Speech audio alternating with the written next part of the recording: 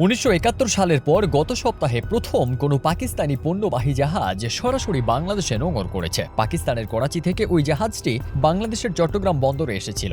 এভাবে পাকিস্তান থেকে বাংলাদেশে জাহাজ আসার ঘটনায় উদ্বিগ্ন হয়ে উঠেছে ভারত। দেশটির সংবাদ মাধ্যম টেলিগ্রাফ ইন্ডিয়া এমনটিই জানিয়েছে।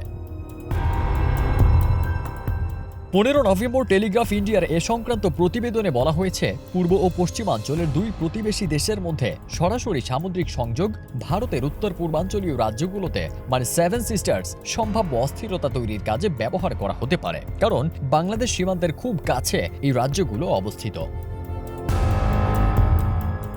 তবে এ নিয়ে ভারত উদ্বিগ্ন হলেও পাকিস্তান থেকে বাংলাদেশে জাহাজ আসার বিষয়টিকে ঐতিহাসিক হিসেবে অভিহিত করা হচ্ছে, কারণ এর মাধ্যমে দুই দেশের মধ্যে বিদ্যমান সম্পর্ক উষ্ণ হওয়ার ইঙ্গিত পাওয়া যাচ্ছে।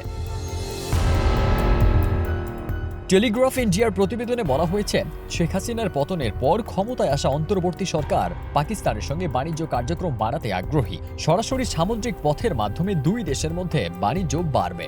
2023 সালে বাংলাদেশ ও পাকিস্তানের মধ্যে বাণিজ্যের পরিমাণ $800 মিলিয়ন কম ছিল।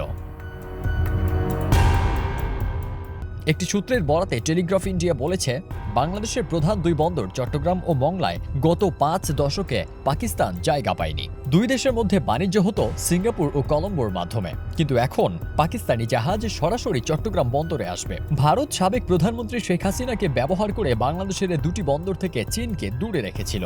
ভারতীয় নিরাপত্তা বাহিনীর একটি সূত্র বলেছে, গত বছর মংলা পোর্টের টার্মিনাল পরিচালনার দায়িত্ব পেয়ে চীনের ওপর একটি কৌশলগত জয় পেয়েছিল ভারত, কিন্তু এখন পাকিস্তান চট্টগ্রাম বন্দর ব্যবহারের সুযোগ পেয়েছে।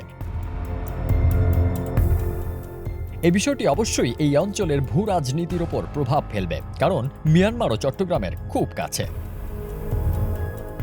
ফারদিন সানি, দেশ রূপান্তর।